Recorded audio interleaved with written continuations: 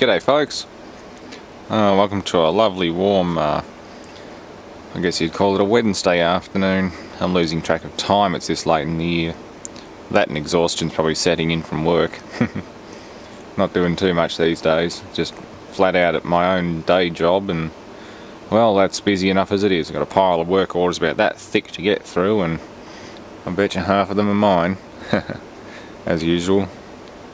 But anyway, I love doing my work and all that sort of stuff, like my day job, engineering, fabrication, that sort of thing, assembling, electrical work, you name it.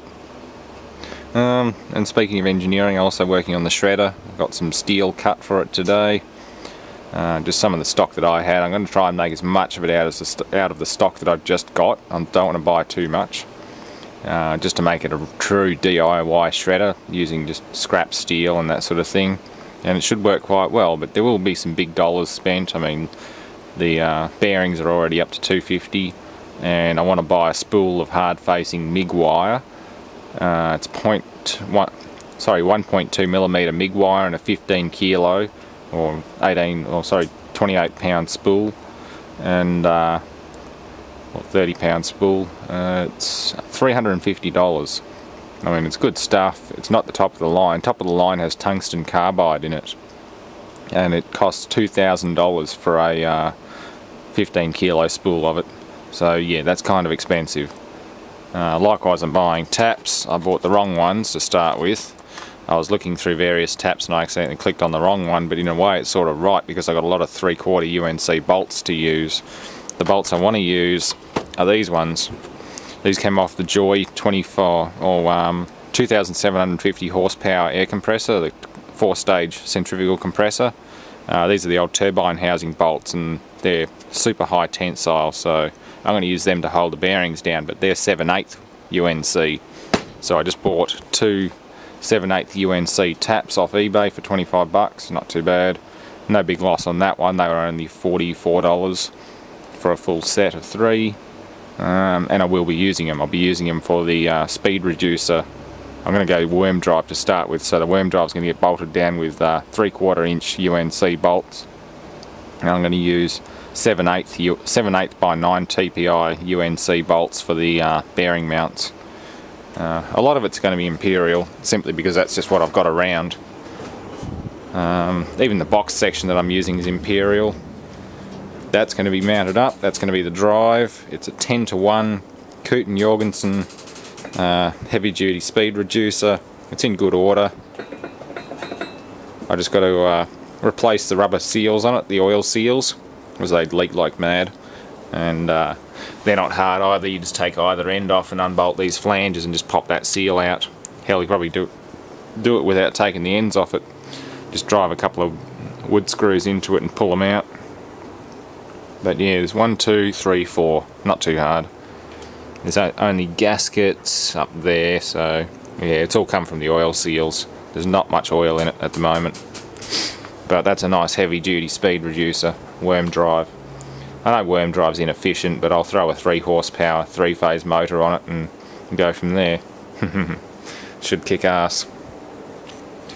Anyway, I was repairing solar controllers at work today, and had one come in as an urgent. Like, the customer just walked into the showroom and handed it to him and asked for a repair, so I just figured I'd give it a quick whirl, and sure enough the transformer was open and I had half a dozen brand new ones in stock.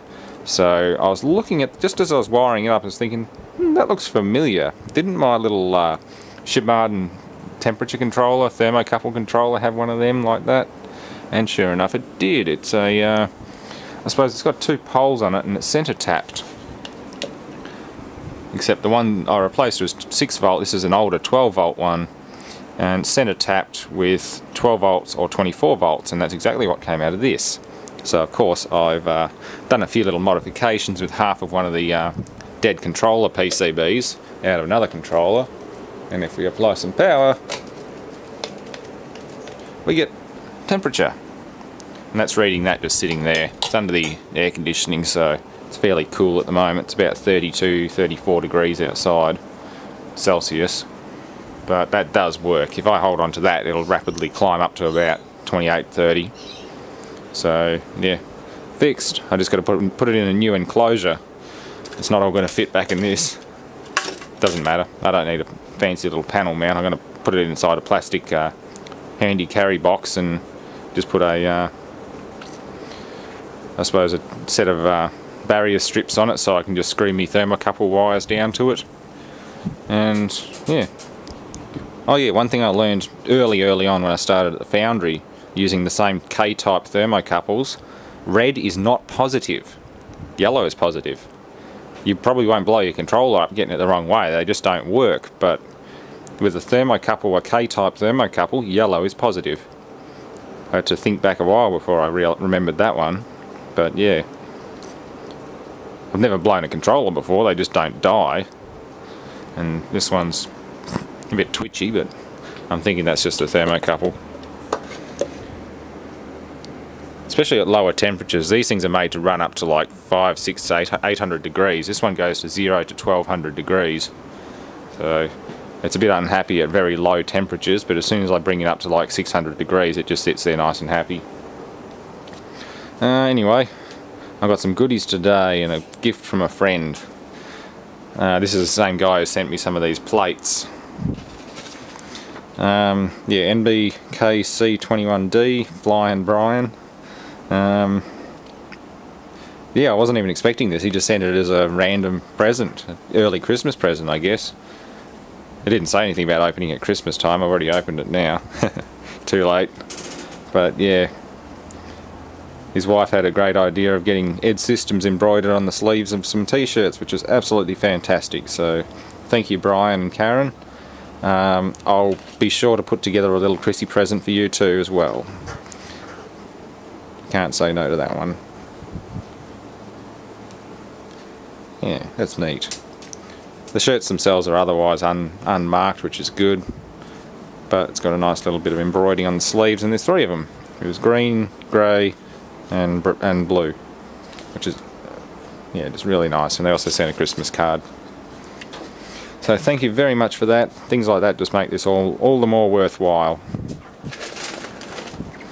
And likewise, you know what that's for.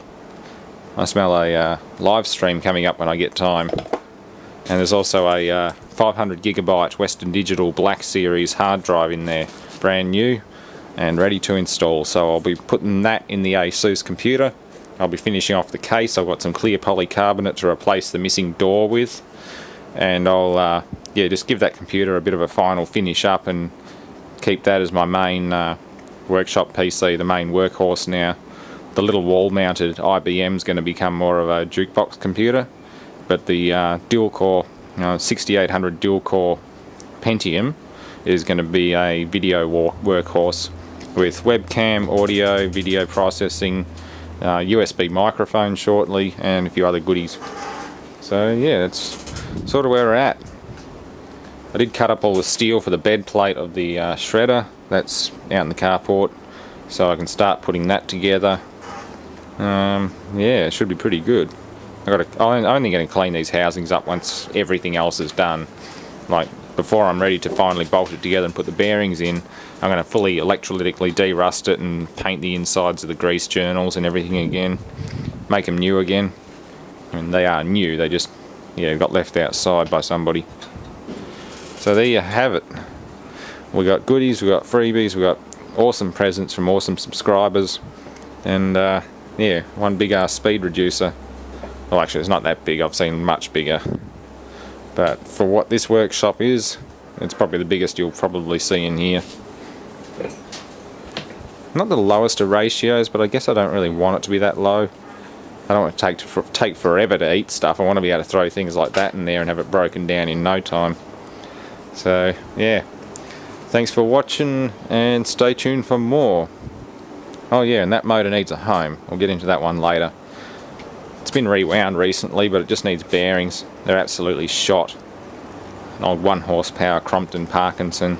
So yeah, if you're on the Mornington Peninsula and you want a vintage Crompton Parkinson single phase 1 horse motor to restore, let me know. I'll also try and do a video of it running.